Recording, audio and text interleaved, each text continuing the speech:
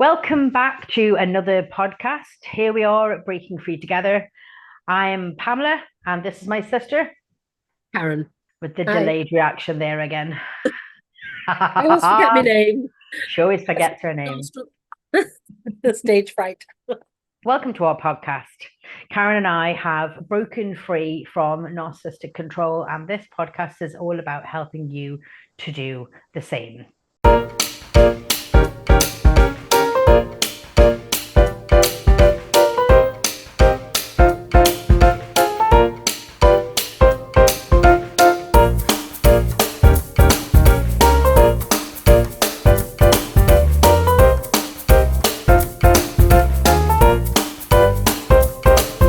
So today we're going to talk about guilt, a very manipulative tactic that narcissists use to manipulate people to do things that you don't want to do. Because we've all been there, haven't we? We've all had that feeling of, God, I have to do something because that person has made me feel guilty. I used to do it to my children all the time. Oh, so I'm supposed to do all your cleaning, am I? Guilt trip, guilt trip, guilt trip. Yeah. But that was for a very, very, noble purpose to help them to learn to clean their house or their room or whatever. What we're talking about is not noble at all. So the main basis, obviously, of guilt tripping by narcissists is to get you to do what they want. They want you to do their bidding. Narcissists use guilt to manipulate people into compliance or submission. By making you feel guilty, they control your behavior, help you make your decisions you wouldn't have made, and then you prioritize their needs over yours because the guilt makes you feel that your needs are not as important. I think, though, the biggest issue with this is the subtlety with which it is used. Yeah, I definitely think because it's done so subtly and usually on a small scale and then built up, you actually question your own motivation when doing things, and you start to question whether you're a selfish person if you don't do this or you do that. You end up feeling like looking after your own needs and wants is really selfish, and that the person who has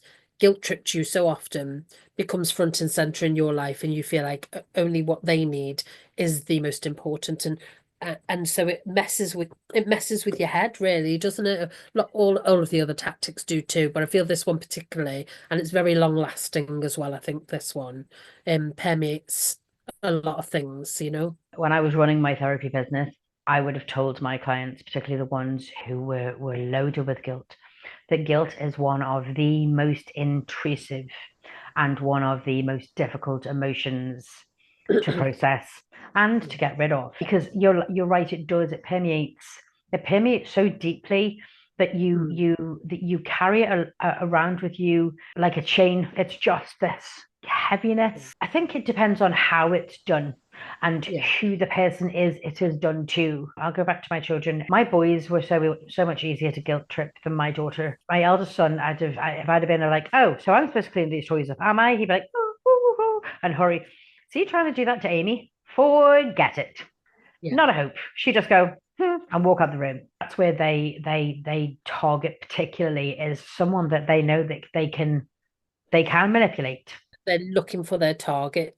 They're looking for Absolutely. their target, and not you, not you, not you, but you, and they know exactly who they're looking for. In adult relationships, in our situation, which was a father is a narcissist, then he's got a blank slate to start from, hasn't he? He can start as soon as you're born, you know. So in that way, you are conditioned with that guilt from the minute you can understand basically what's getting said, or the atmosphere or anything like that. So either way, because a young mind, because a child is so impressionable, they are the same as the narcissist who chooses a partner based on whether he thinks they're malleable enough or that they can use it on them. I don't want people to feel that when we say this, if they've been the victim of narcissistic abuse in an adult relationship, that it means that they are somehow weak, or that they were lacking in some way and that's why they were chosen by an narcissist. It's usually people who are very kind, very Exactly. empathetic, very Yep. compassionate, which are all wonderful qualities to have. And it's the narcissist who's at fault Yeah. for using those qualities to their benefit. You know, the Absolutely. the victim of a narcissist is not lacking in any way. If anything, you learn how to recognize a narcissist, but you don't need to toughen up or harden up or any of those things. No, You have a wonderful, lovely personality, and unfortunately, an abusive person has used that and turned it to their benefit, and that is not, you're not at fault for that at all. What I was about to say was a child, a father starting with a narcissistic father with a child, that someone's personality in an adult relationship is similar to a child, and I didn't want that to come across as belittling anybody in any way. But what I mean is, in the same way that a child is innocent and kind and loving and unconditional love, a child gives that. That's similar to an adult who maybe will be a target for a narcissistic person because they have very similar personalities. I have a friend who, when she met her husband, not husband at the time, but when she met him, again, very wonderfully caring, loving, empathic woman. And she fell in love with this man and felt that he fell in love with her too.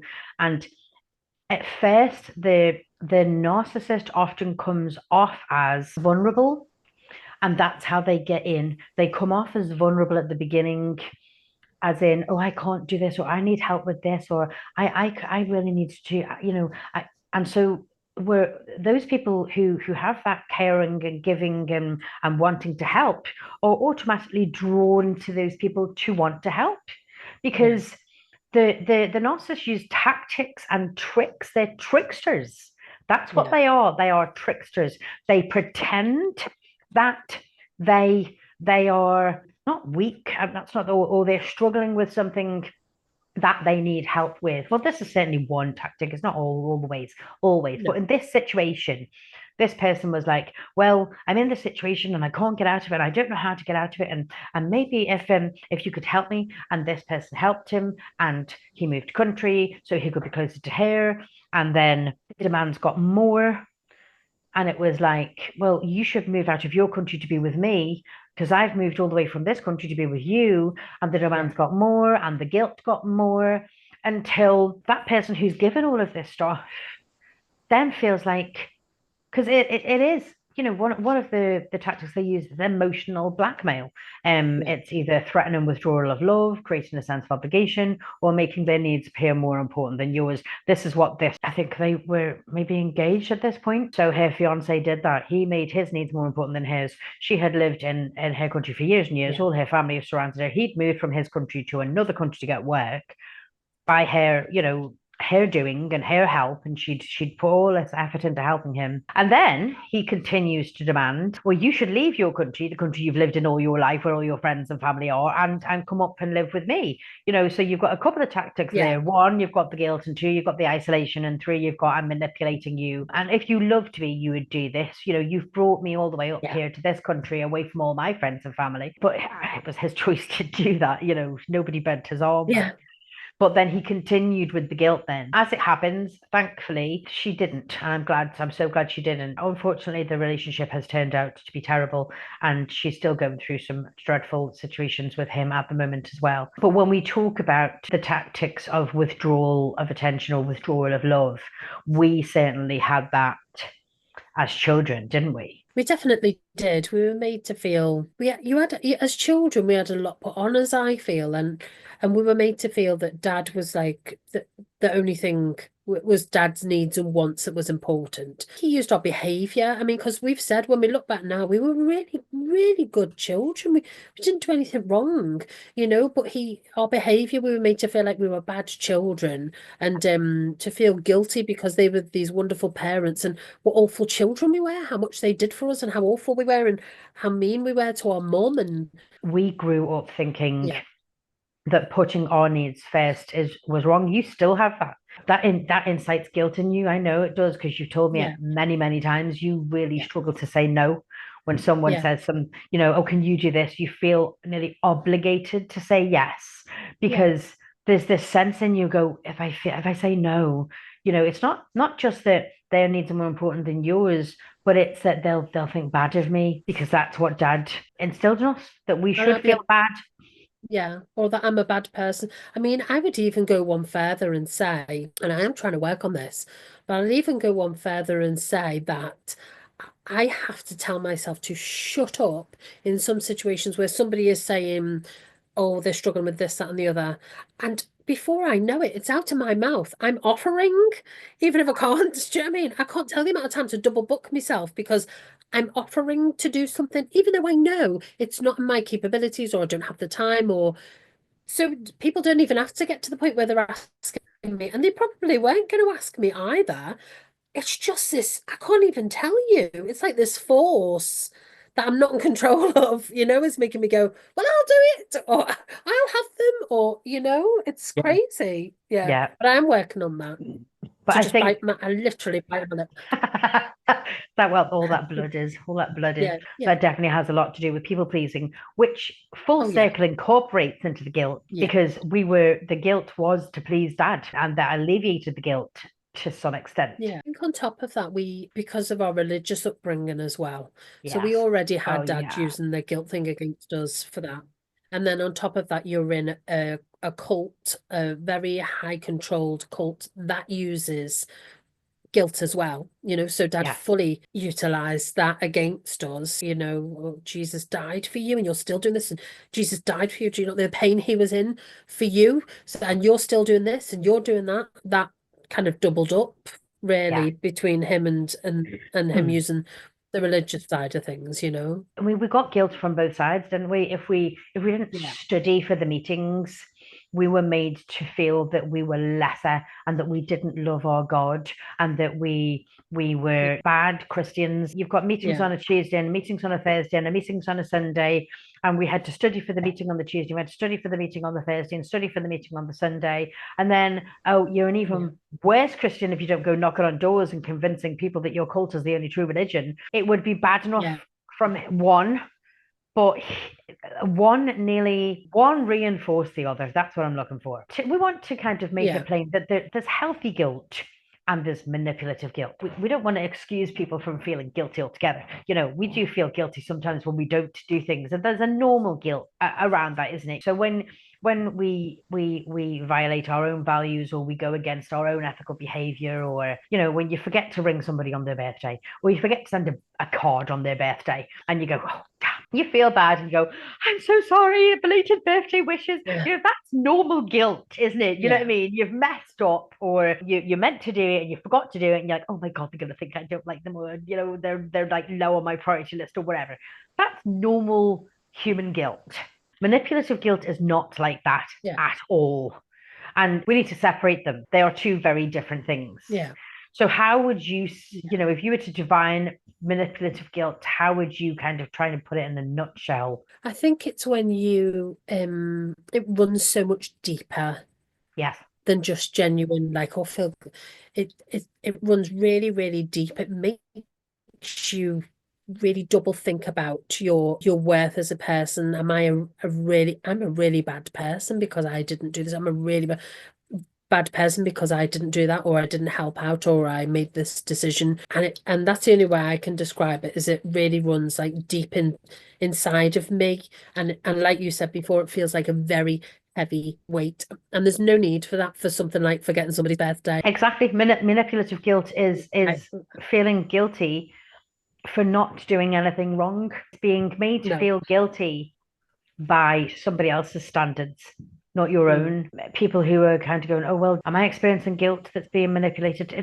If you've not done nothing wrong and you're feeling guilty, yeah. like you said earlier about us as children, and like I said about my friend who helped her then fiance to another country, and then he makes her feel guilty for not moving. She's like, hang on a minute, where is in any contract did I say I was planning on moving Yeah. from everyone I love? That's it. That's the key, isn't it? That's a decision that he made based on no promises from her, and he's responsible for that decision. Yeah. That doesn't mean she then has to do the same thing. She's never given any ideas that she's going to, any inclination she's going to. And that's what it is, isn't it? It's when somebody tries to make you responsible for things they've decided, or you responsible for their well-being, or because we're not. We're all responsible. And I know in general that can sound very selfish, or people can feel very guilty about putting yourself first. That's a general thing that people have anyway. But on a deeper level, where you never, ever take care of your own needs because this other person has to be taken care of first. And unless it's a child, a vulnerable child who relies on you, then no other adult needs that. Do you have a story you could share? Okay, I'll try and be quick. Oh, it could be I quick. moved to Ireland. You came soon after me. And then a couple of years later, our parents moved to Ireland. And it wasn't, we didn't need them there. It wasn't for us for any reason. We were quite fine there. But we did try and talk them into moving over because my dad was of bad health. Mum was not near us and she enjoyed being near us. But at the end of the day, they made the decision to move. We didn't convince them to do it. We didn't talk them into it. They were talking about doing it. The place they lived wasn't very nice, and my dad was poorly, and they wanted somewhere quiet. And we helped them find a lovely home on a farm in the middle of the country. It was perfect. And I'm convinced that my dad has had a much longer life because they moved. It was better for both of them. A couple of years after they moved over, me and my then husband had the opportunity to move back to England. It was something that he really wanted to do. He wasn't happy in Ireland. His parents were back in England. He really wanted to do it. So after much talking, we decided to go. And ever since then, I I have abandoned them. Dad has let me know that I abandoned them, that I took our children away from my mum, her grandchildren away from my mum, that I went off and left them. After talking them into moving over to Ireland, I then went and left them and moved back to England. And I still feel guilt about that now.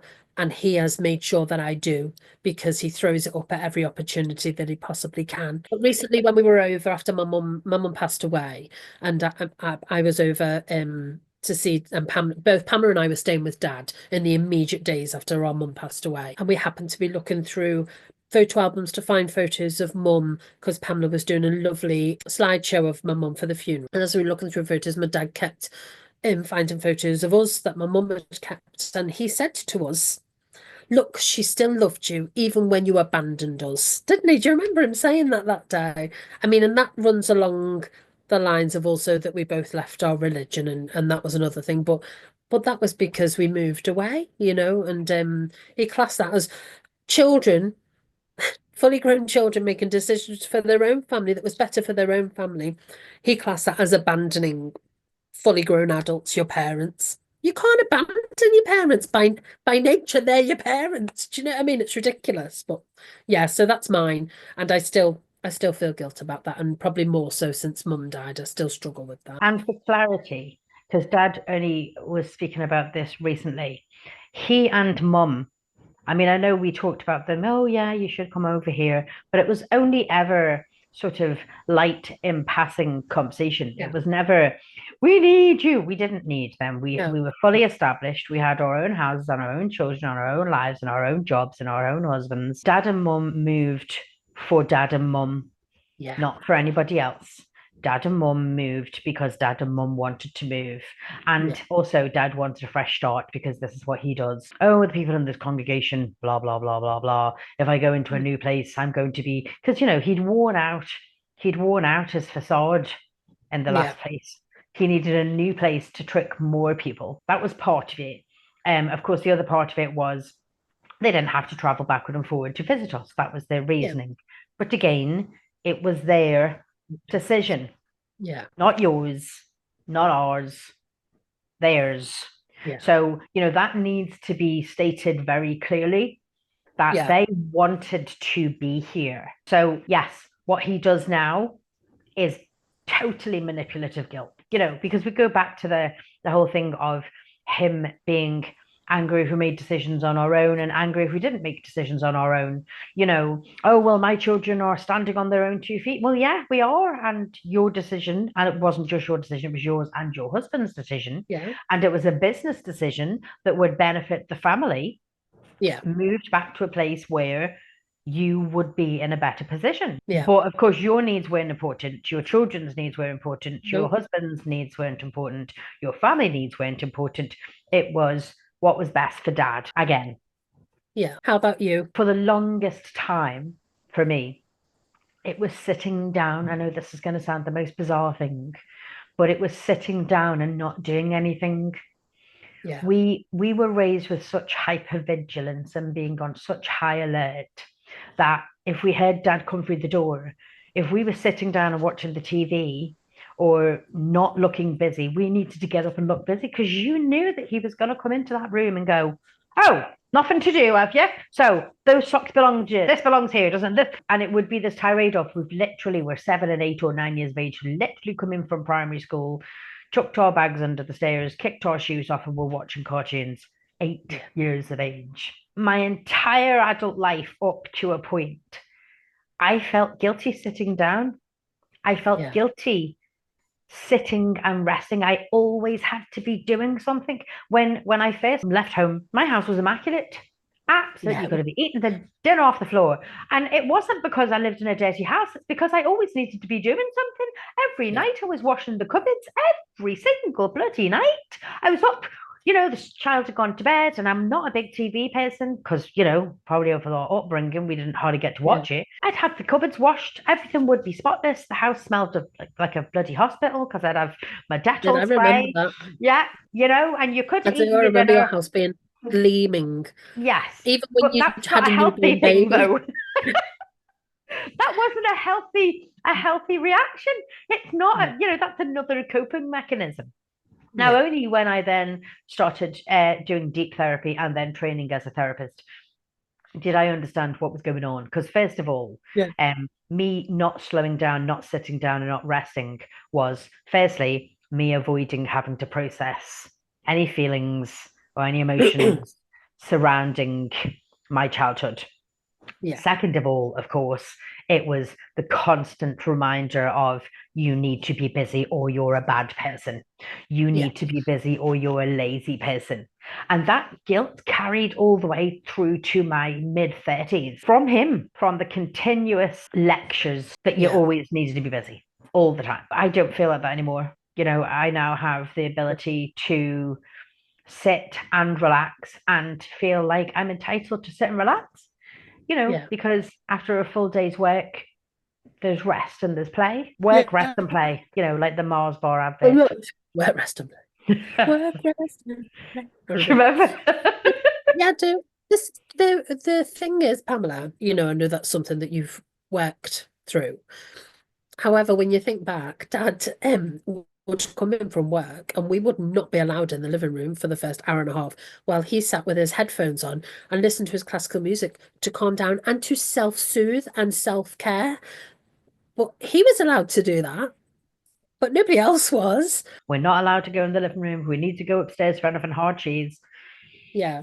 But the fact is, he was allowed to self-care. He was allowed, and like you said, for up until you processed that and dealt with it and worked your way through it through therapy, you wouldn't allow yourself the time to take care of yourself or to have a break or whatever because of the way that he was. So the double standards, but then that's true of a narcissist, isn't it?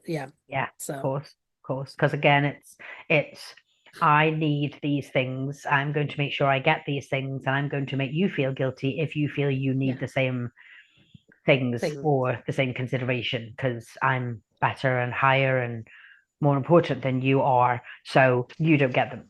Like we've said, and is the hallmark of a narcissist, and one of the reasons they do it is it's all about control. So it's all about controlling you, micromanaging you, because that's what they want to do. So that's what the guilt is used for, their ultimate goal, which is to be in control of you. Yeah, because that's how they get their power. That's how they feel powerful. By being in control, they feel powerful. They feel validated because, as we said last week, their own trauma is the reason that they are a narcissist in the first place. Okay, so how do we reframe guilt? How do we reevaluate core beliefs that are so deeply entrenched? How do we get rid of this? Well, that's the thing, isn't it? We are the only ones that can get rid of those, aren't we? Absolutely. So it's changing our internal voice monologue or these beliefs. It's challenging them in much the same way as when we left our religion that we had completely brainwashed of us since birth. And it takes a long time, it took me 7 years, and now I'm just at that point where I'm but it's challenging them, it's facing them and saying, this is what I was taught, and then looking at the evidence and saying, is that true? So it's my job to make everyone happy. That's what I was taught. And then you have to challenge that and say, is that actually true? What does the evidence show me? And then you look at the evidence and you realize that is not true. And then you put something different in, a different core belief in. So it's important to make sure that I take care of myself and that I can add happiness to people's lives, but it's not your job to make people happy. And so it's only through doing that internal work, isn't it, that we're able to challenge these things, turn them around to something that's healthy and move forward with that. And I would have used the example with my clients, and I would say, because they would have a glass of the water. If I wanted to change this glass of water to juice, how do I do that without taking the water out?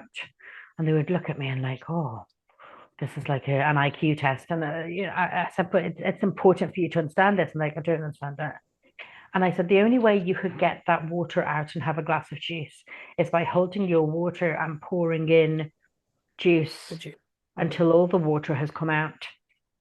And it's about, first of all, diluting those core beliefs that we have, because Yeah. we can't just pick them out of our head and go, oh, I'm No, just going no. to take this out. It's not like a Word document. You can't just delete it and replace it with another one. Wouldn't it be great if it was that I was easy? going to say, if only it's that It's easy, just yeah. like, We'd all be don't need sorted in no that, don't time. need that, just reprogram with this and this. Yeah. But there is that idea of, and it made so much sense to them, because I think people think, well, how am I supposed to change this, and they want immediate change, and there isn't anything that immediate change doesn't happen, and it No. takes effort and it takes work, but you deserve that effort and you deserve that work, because otherwise you're going to be living by somebody else's standards for the rest of your life. And Yeah. who the hell wants that? Let's be honest. If you're listening to this Nobody. podcast, it's because you want change. You want Yeah. to be the person and the empowered person that you deserve to be, the perfect person that you already are. You're enough as you are. Yeah. Absolutely. Always. So, how do we identify manipulative guilt and ordinary healthy guilt? So, it's about being aware when that feeling of guilt comes up. It's like, where is this coming from and how does it Yeah. feel? And if you Yeah. need to journal those feelings to be more focused on that awareness, that's a great way of doing it. Journaling, today I felt guilt because, and then kind of go through it and Yeah. go, but was it a manipulative guilt, or was it I should have done something and I feel bad for Yeah. not doing it? And the more times you do that, the more because awareness is looking at a thing. That's what Yeah. awareness means. It means putting your attention on a thing. So if we're Yeah. going through these situations and we don't put attention on them, we're going to continue the same behaviors over and over Yeah. again. How do Yeah. you change your behavior? By putting your attention on it. And it is behavior. It's behavior that's been inculcated into us from somebody else, Yeah. whether it's from a childhood experience or a friend or a work colleague or a partner or a husband or a wife.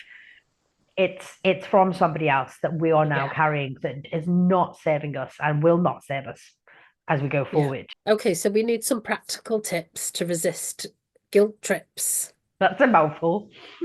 No, why did you write it like that? I No, what don't did you know. put in there? Yeah, I think I was trying to be clever, but yeah, Yeah. that's a bit of a mouthful. We should just come with Yeah, I've just practical tips. realized why you're struggling to say it. Okay, so we're talking about setting clear boundaries. What are some of the things we could say to set those boundaries? So when we think about your experience earlier, when you said, people that talking away to me, and I'm already, trying to go whoosh and offer my And offer my help. Well, to yes, start with, I need to be, when you're aware of something, you maybe just slow down a little bit and stop saying those things. If someone asks and you're struggling, you could either one say, "Can I get back to you?" yes, It's the first thing I yes, find I need to say, "Can I get back to you?" And then yes, you give yourself time to think and realize yes, you're not just jumping in.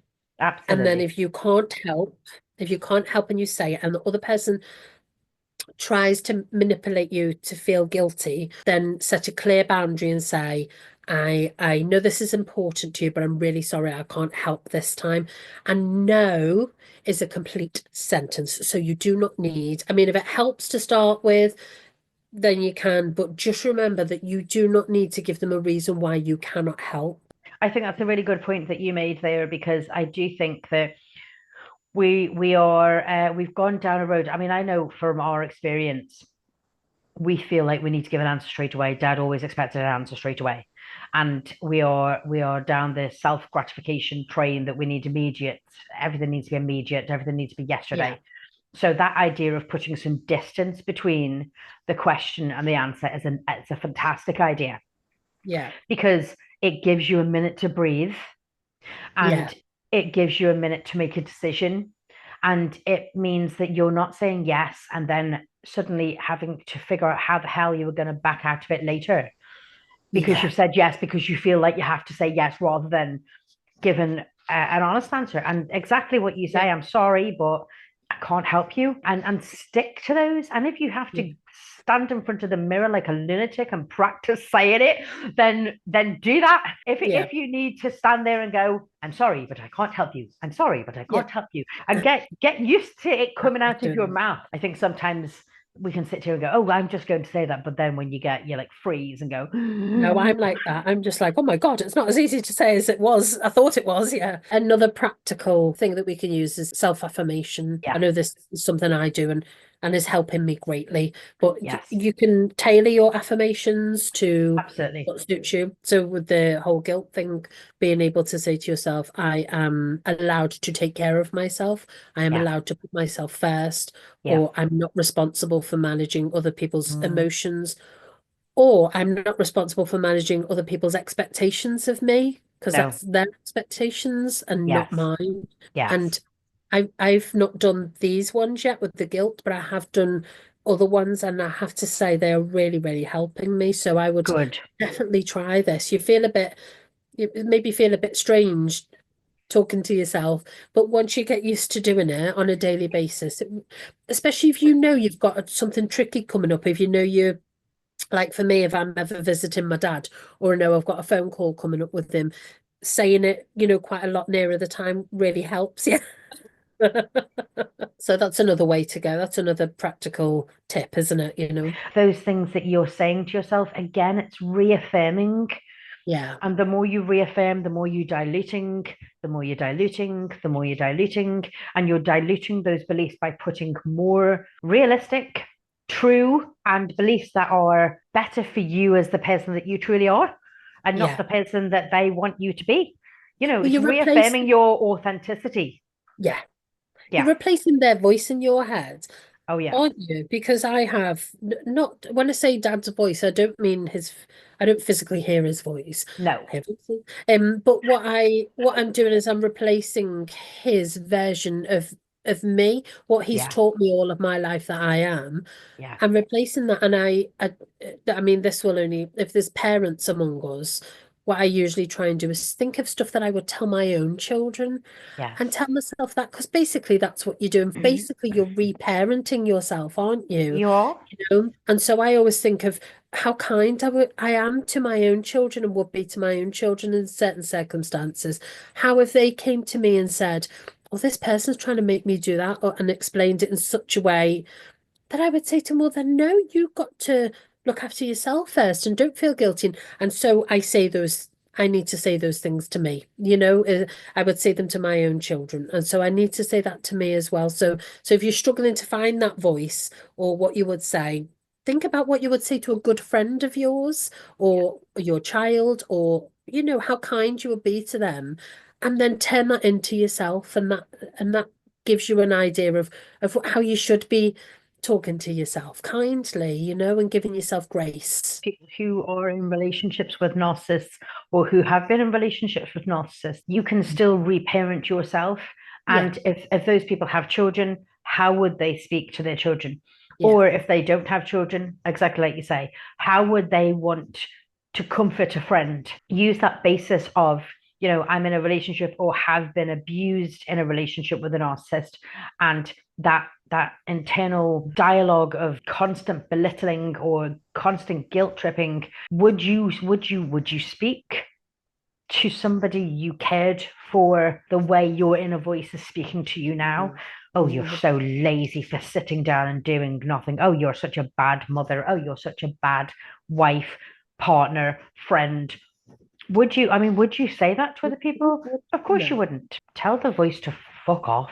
Drown it Sorry for out. my language, Yeah, darlings, no, but no. just tell the voice to Yeah, fuck off. It doesn't belong there. It's not your voice. It's not you. no. It's not you talking to yourself. That is the inner dialogue of somebody else trying to control you. Yeah. And by listening to that voice, you're giving them power when they're nowhere near you, which then kind of rolls on to detaching from that voice is trying to separate you and the person out of your head. But also there's the idea of those boundaries that we have for the physical person, and detaching from Yeah. the physical person. One of the visualization techniques that I would recommend is imagine handing the other person their emotions back to them, maybe in a little package, and reminding yourself that their feelings are not your responsibility. So their feelings are in a wee box, and you can go, this is not my responsibility. These Yeah. emotions are yours and yours alone, and they are not my responsibility. So I guess it's important to think about instances where we have felt manipulated into guilt, Yeah. and we can take these small steps towards resisting it. So, for example, in your journaling, I think you mentioned this before, Pam, where you can write down to try and look at feelings of guilt and whether they were actually genuine feelings because you'd done something wrong, or if you know it's a manipulated guilt. So you could say to yourself, right, when was I manipulated into guilt? And then have a think about what you could do so that next time you don't allow that to happen. So you're preparing yourself really, aren't you? So to kind of reflect on times when we've been manipulated, put things into place so that we can hold our boundary and be prepared to do that next time. And it's like we were saying earlier, awareness, having that awareness, because Yeah, once you repeatedly practice awareness, it'll get to a point where you will suss what the narcissist is trying to do, and a little light bulb will go off in your head, and you'll go, oh, yeah, oh yes, I see your tricks now. And the facade, if you like, will fall away. The veil will fall away, and you will see yeah, this ugly being for who they are. But you'll get to a point where you won't need to ask yourself anymore. You'll just know. When you were over visiting dad last week, and he tried on several occasions to reel me in, but I see him for what he is now, yeah, and I see when he's doing it and why he's doing it. And I yeah, recognize that this is a tactic for him to hurt me. And it washes over me yeah, like water off a duck's back now, because it's pathetic. And I'm able to yeah, step back and say, you're just a very sad, lonely old man, and hurting me, yeah, well, you don't hurt me anymore. You have no control over me anymore. So yeah, I think it's that awareness. If we can have that awareness on a regular basis, it will then become second nature for you to be able to see very clearly what people are doing, which means you won't need to kind of yeah, go, oh, am I being manipulated? Am I not being manipulated? You'll know, and you'll be able to take yeah, control of that situation yourself and say, I'm not letting you, you're like a big bubble around you, and their attacks will just bounce yeah. off because you're not engaging with them. I think that's the key. Sometimes we can be scared of engaging. I have a fear of conflict, and sometimes I think that to set a boundary means to be in conflict, and that's not necessarily so. Sometimes it's just not allowing them to draw you in. It's like Yeah, you were saying with Dad, that he kept trying to draw us into saying what we regretted, because in his eyes, we should regret the fact that we didn't do this or didn't do that before Mum passed away.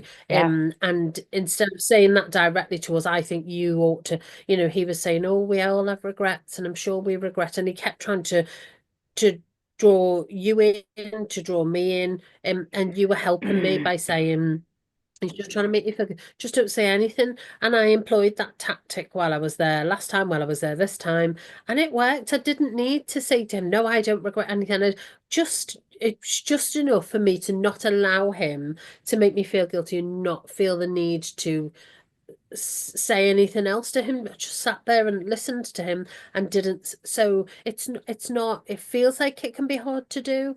But Yes, believe you me, if I can do it, anybody can do it. But it absolutely can be done. And sometimes just saying nothing is all you need to hold your boundary. Just not being drawn in to that whole cycle is all you need. I mean, no, I was just going to say maybe if our listeners, because we have our Facebook page, as you're always free to share anything on there. But absolutely. maybe if you, as you sort of come to your awareness, as you come to realize times that you've been manipulated into guilt, maybe share it with us on our Facebook page and our group. It is a private group, so nothing you put can be read or seen by anybody that is not on the group, not your Yeah. friends or anything like that on Facebook.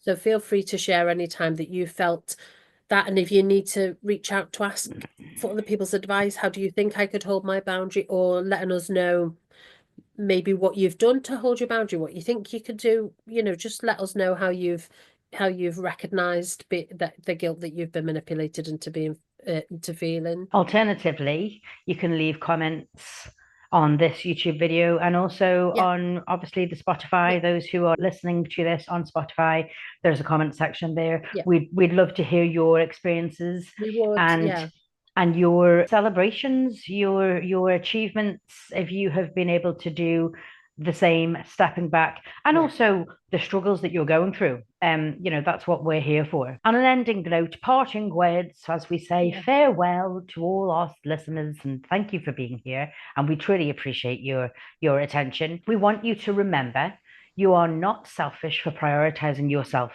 Breaking free from guilt is a brave and powerful act of self-love. And it's really important that you understand that you yeah, deserve that.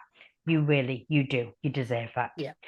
So it's bye from us. So I will say farewell. Thank you for joining us, and we hope you'll join us in our next session. Bye for now. We do. Bye, bye.